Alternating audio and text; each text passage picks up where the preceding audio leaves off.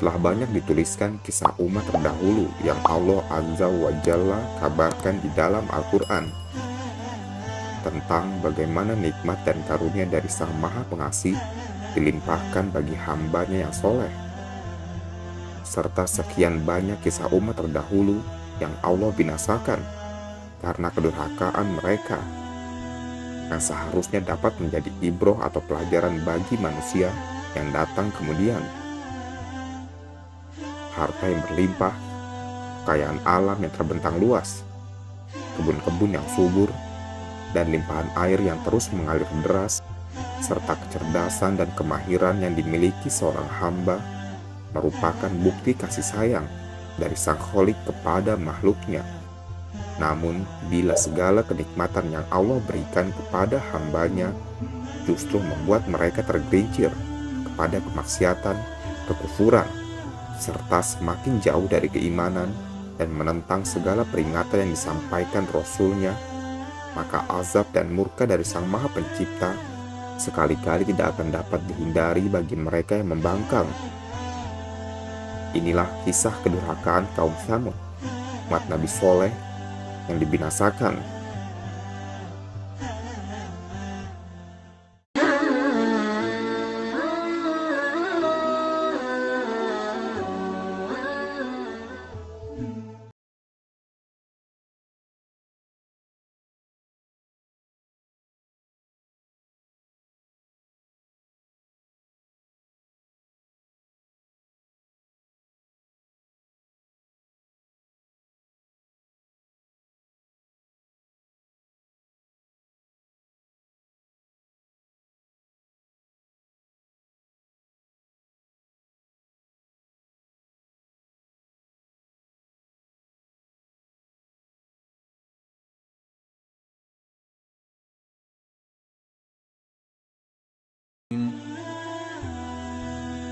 Di zaman dahulu kala, sekitar 3000 tahun sebelum Masehi, di antara zaman Nabi Nuh alaihissalam hingga zaman Nabi Musa alaihissalam, hidup sekelompok kaum di wilayah Hijaz serta Wadil Qura dan daerah sekitarnya. Kaum Tsamud diperkirakan berasal dari wilayah Arab Selatan yang bermigrasi menuju bagian utara dan menetap di Gunung Atrot Al-Hijr atau Madain Saleh. Dengan kondisi geografis yang didominasi padang pasir dan pegunungan, penduduk kaum Tsamud terkenal sebagai pengukir dan pemahat bukit yang mahir. Ulama tafsir mengatakan bahwa nasab kaum Tsamud ialah Tsamud bin Asir bin Iram bin Sam bin Nuh. Tsamud merupakan saudara laki Jadis bin Asir. Demikian pula kabilah Tham. Mereka semuanya adalah kabilah-kabilah dari kalangan bangsa Arabul Aribah sebelum Nabi Ibrahim alaihissalam. Allah memberikan karunia yang sangat berlimpah kepada kaum Tsamud dalam kehidupan mereka. Kaum Tsamud merupakan suatu kaum yang mayoritas warganya memiliki banyak keahlian, seperti bercocok tanam dengan perkebunan amat subur, dipenuhi buah-buahan yang sangat berlimpah. Kaum Tsamud juga berternak dengan hasil peternakan yang banyak. Selain itu, kaum Tsamud juga merupakan para arsitektur hebat dengan sejumlah karya yang sangat menakjubkan. Kaum Tsamud biasa mengukir dan memahat gunung-gunung untuk dijadikan rumah, serta mendirikan bangunan bak istana yang megah. Namun dengan segala karunia yang Allah berikan kepada kaum Tsamud dan keahlian yang tidak dimiliki bangsa lainnya, justru membuat kaum Tsamud menjadi sombong dan selalu merendahkan kaum yang lain. Selain itu, dalam kehidupannya, sudah menjadi kebiasaan bagi kaum Tsamud untuk menghamburkan harta, berfoya-foya, mabuk-mabukan, melakukan perzinahan, serta melakukan tindak kejahatan lainnya. Meski begitu, kaum Tsamud tidak pernah merasakan ada kesalahan dalam diri mereka dan terus-menerus melakukannya. Selain terus berbuat kerusakan di bumi, kaum Tsamud juga memiliki kebiasaan menyembah berhala. Kaum Tsamud tidak menyembah Allah sebagai satu-satunya Tuhan yang maha berkuasa. Melihat kemaksiatan yang merajalela di tengah kaum Tsamud dan kebiasaan yang semakin menjauhkan diri dari keimanan, Allah kemudian mengutus seorang Rasul dari kalangan kaum Tsamud sendiri, Nabi Saleh alaihissalam, untuk membimbing kaum Tsamud kembali kepada kebenaran dan kembali beribadah hanya untuk menyembah Allah semata. Nabi Saleh begitu prihatin melihat kaum Tsamud yang berbondong-bondong naik ke gunung dan menyembah batu. Mereka menganggap batu tersebut merupakan benda suci. Tidak hanya itu, penduduk kaum Tsamud juga menghukum serta menyiksa siapa saja yang tidak mau menyembah batu. Setelah mendapat petunjuk dari Allah, Nabi Saleh pun pergi menemui kaumnya. Nabi Saleh mencoba mendakwahkan keimanan kepada kaum Tsamud. Dengan lembut dan dengan sabar, mencoba membenahi akhlak kaum Tsamud. Bukannya beriman, seruan Nabi Saleh justru mendapat pertentangan yang sangat keras dari kaumnya.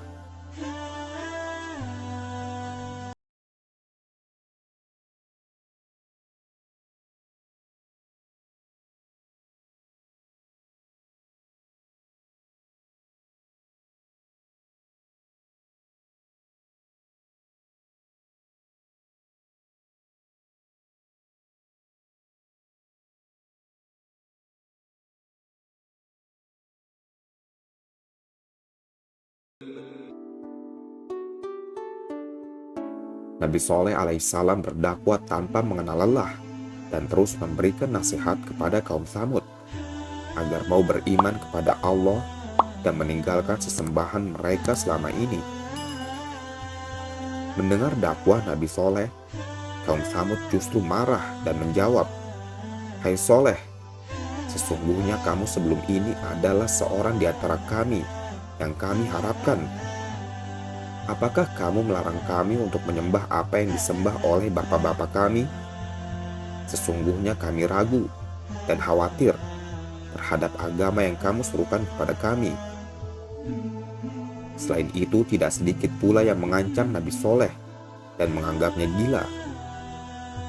Namun Nabi Saleh tak menyerah.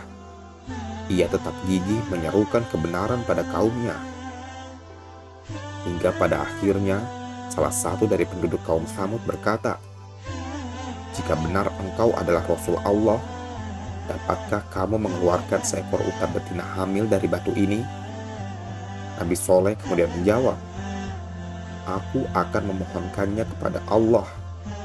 Jika Allah mengabulkannya, maukah kalian percaya bahwa hanya ada satu Tuhan? Maukah kalian percaya bahwa aku adalah Rasul Allah yang diutus untuk kalian?" Kaum Tsamud setuju dengan syarat yang diberikan karena menganggap bahwa Nabi Saleh tak akan bisa melakukannya. Keesokan harinya, Nabi Saleh mendatangi gunung tempat batu yang disembah kaum Tsamud. Sedangkan kaum Tsamud berkumpul mengelilinginya. Mereka melihat Nabi Saleh berdoa kepada Allah dengan menengadahkan tangannya ke langit. Kemudian Nabi Saleh menunjuk ke arah batu. Atas izin Allah Azza wa Jalla, seekor unta betina yang besar dan dalam keadaan hamil keluar dari batu tersebut. Nabi Soleh lantas berkata, "Hai kaumku, inilah unta betina dari Allah sebagai mukjizat yang menunjukkan kebenaran untukmu. Sebab itu biarlah ia makan di bumi Allah, dan janganlah kamu mengganggunya dengan gangguan apapun yang akan menyebabkan kamu ditimpa azab yang dekat." Menyaksikan mukjizat Nabi Soleh secara langsung, sebagian besar dari kaum Tsamud langsung meyakini bahwa semua perkataan Nabi Soleh adalah kebenaran. Mereka seketika tertunduk, meninggalkan batu yang dianggap suci, dan memuliakan Allah Azza wa Jalla. Tidak lama setelah itu, unta betina Nabi Soleh melahirkan seekor unta jantan. Kaum Tsamud begitu bahagia menyaksikan induk dan anak unta ajaib tersebut tumbuh sehat. Unta mukjizat Nabi Soleh juga memberikan manfaat berupa susu yang lezat dan mencukupi bagi seluruh penduduk.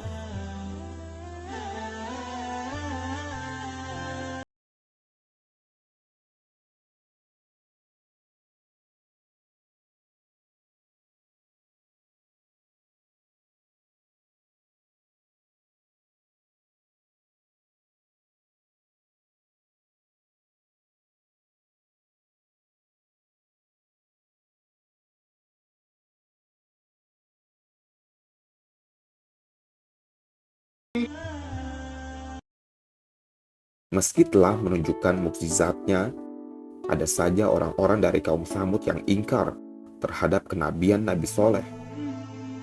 Sebagian kaum Tsamud yang ingkar merasa tidak suka dengan Nabi Soleh. Mereka bahkan menganggap bahwa kehadiran unta betina Nabi Soleh mengurangi sumber air kaum Tsamud. Mereka berencana membunuh unta Nabi Soleh, hingga pada akhirnya mereka benar-benar melaksanakan aksinya untuk membunuh kedua unta Nabi Soleh. Ketika Nabi Soleh melihat unta betina itu disembelih, dirinya bersedih dan berkata kepada kaumnya, "Bersukarialah kalian selama 3 hari. Itu adalah janji yang tak dapat didustakan." Bukannya takut, justru kaum Tsamud yang kaka malah menantang Nabi Soleh. Mereka berkata, "Hai Soleh, datangkanlah apa yang kamu ancamkan itu kepada kami, jika betul kamu termasuk orang-orang yang diutus Allah."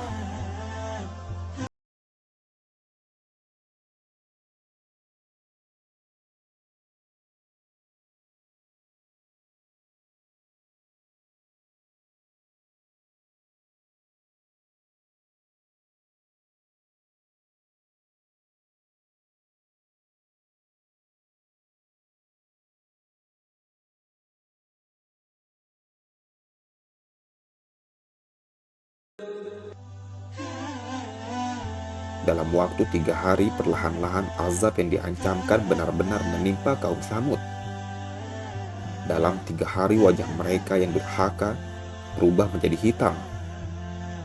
Mendengar ancaman azab yang dikatakan oleh Nabi Soleh, kaum Tsamud yang durhaka malah merencanakan pembunuhan sebelum azab yang diancamkan turun. Mereka mengadakan pertemuan rahasia dan bersumpah bersama akan melaksanakan rencana pembunuhan terhadap Nabi Soleh di waktu malam, di saat penduduk yang lainnya masih tertidur lelap. Rencana jahat mereka dirahasiakan sehingga tidak diketahui dan didengar oleh siapapun. Sebelum hari turunnya azab yang telah ditentukan, dengan izin Allah berangkatlah Nabi Soleh bersama para pengikutnya menuju ke suatu tempat yang aman, meninggalkan Hijr. Sementara ketika kaum Tsamud yang durhaka datang ke tempat Nabi Soleh di malam yang gelap gulita dan sunyi senyap, tiba-tiba mereka yang berencana melakukan pembunuhan ditimpa batu-batu yang sangat besar dari langit, dan seketika itu mereka mati bergelimpangan di atas tanah. Setelah kejadian tersebut, Allah lantas mengirimkan azab lainnya. Kaum Tsamud ditimpa halilintar yang dahsyat, beriringan dengan gempa bumi yang mengerikan. Seluruhnya kaum Tsamud yang durhaka mati, bergelimpangan di tempat tinggal mereka, seolah-olah mereka tidak pernah hidup di kawasan mereka.